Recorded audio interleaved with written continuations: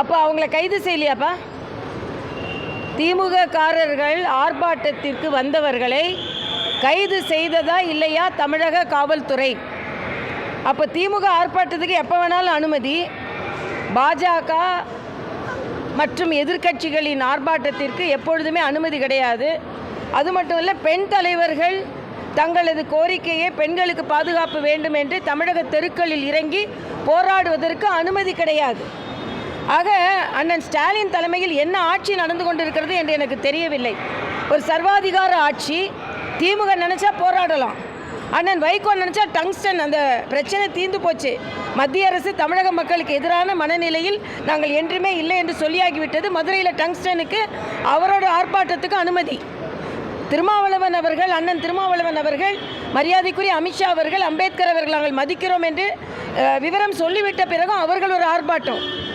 ஆனால் இன்னைக்கு தேசிய கீதம் உதாசீனப்படுத்தப்பட்டிருக்கிறது.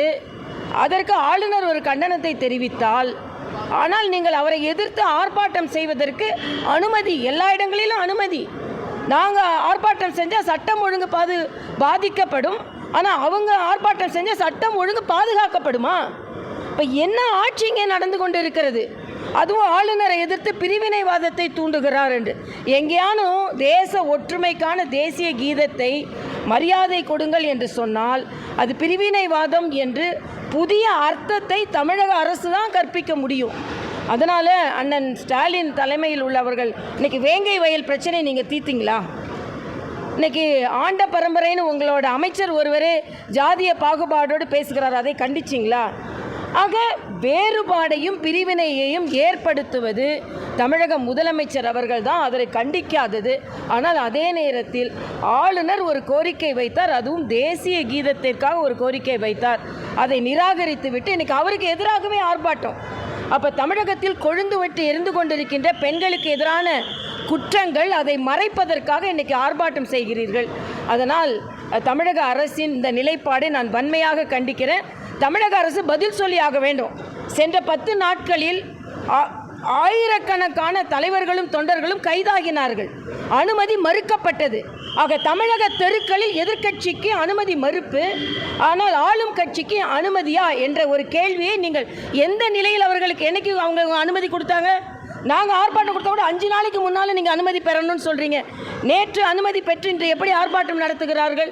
ஆக அப்பட்டமாக எதிர்க்கட்சிகளின் குரல் வழி நசுக்கப்படுகிறது. தமிழகத்தில் ஜனநாயகம் இல்லவே இல்லை என்ற குற்றச்சாட்டை நான் இங்கே வைக்கிறேன். எந்த வகையில்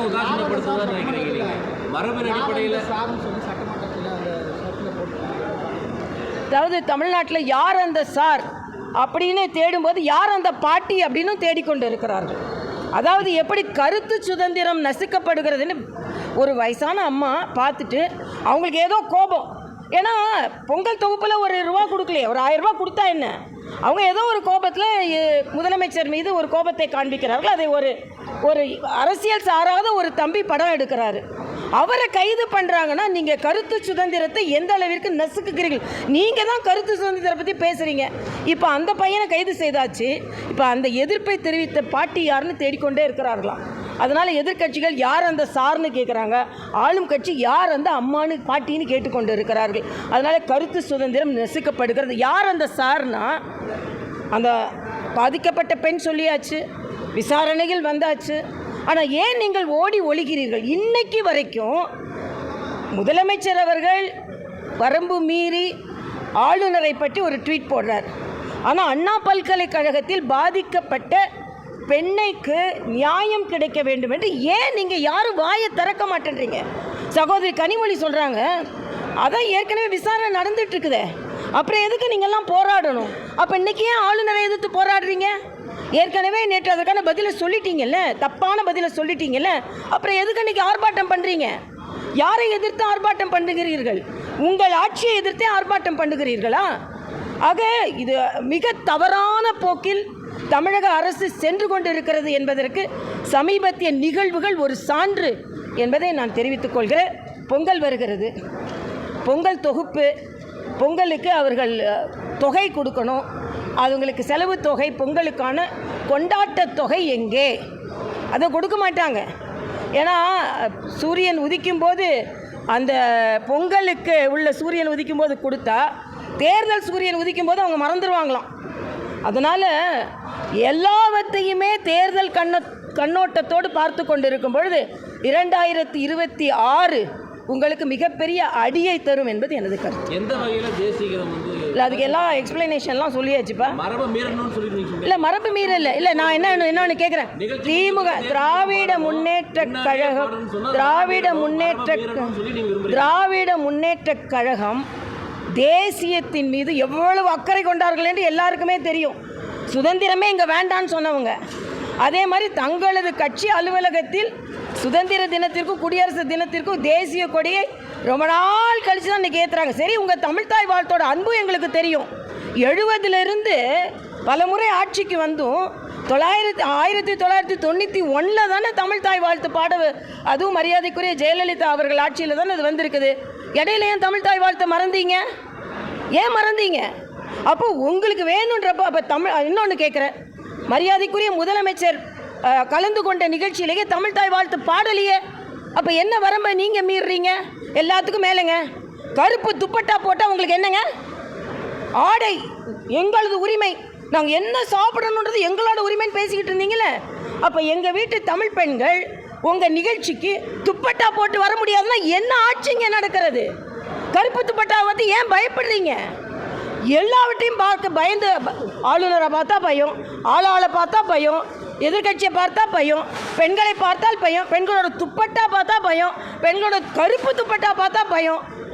என்னங்க இது? தமிழ்நாட்டில் என்ன நடந்து கொண்டு இருக்கிறது? காவியை பார்த்து பயந்துட்டு இருந்தீங்க.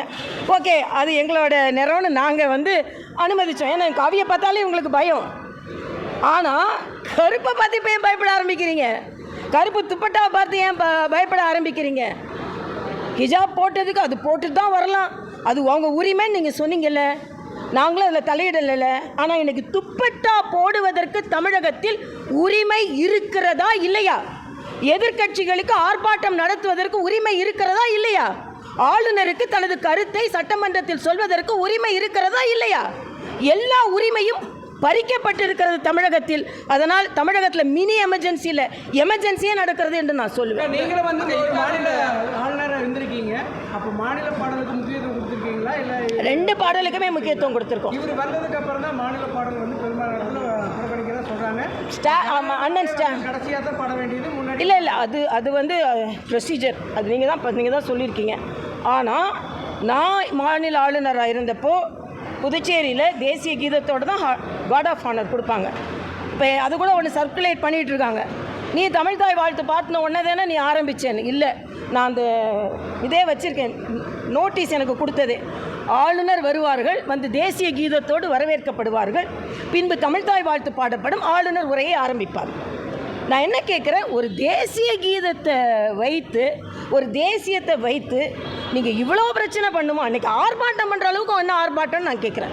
அதனால் தமிழகத்தில் எல்லா குரல் வலையும் நெரிக்கப்படுகிறது என்பது எனக்கு கருத்து. அதில் எதிர்கட்சி மட்டும் இல்லை, இன்றைக்கி கூட்டணி கட்சிகளும் தனது எதிர்குரலை கொடுத்து கொண்டு இருக்கிறார்கள். கம்யூனிஸ்டுகள் எதிர்குரல் கொடுக்க ஆரம்பித்தாச்சு, காங்கிரஸ் எதிர்குரல் கொடுக்க ஆரம்பித்தாச்சு. அதே மாதிரி அண்ணன் விடுதலை சிறுத்தைகள் அண்ணன் சிரித்து பார்த்தாரு, அந்த சிறுத்தையை பொங்க வேண்டிய அளவிற்கு இப்போ அவரும் வந்துட்டார். அதனால் இன்றைக்கி வந்து திமுக கூட்டணி வெலவெலத்து போகி இருக்கிறது. அதனால தான் அண்ணன் ஸ்டாலினும் சபாநாயகரும் எதையாவது ஒன்று வைத்து விளம்பரம் தேடலாம் இன்றைக்கி ஆர்ப்பாட்டம் நடத்துகிறார்கள். நிறையா பேசுகிறேன்.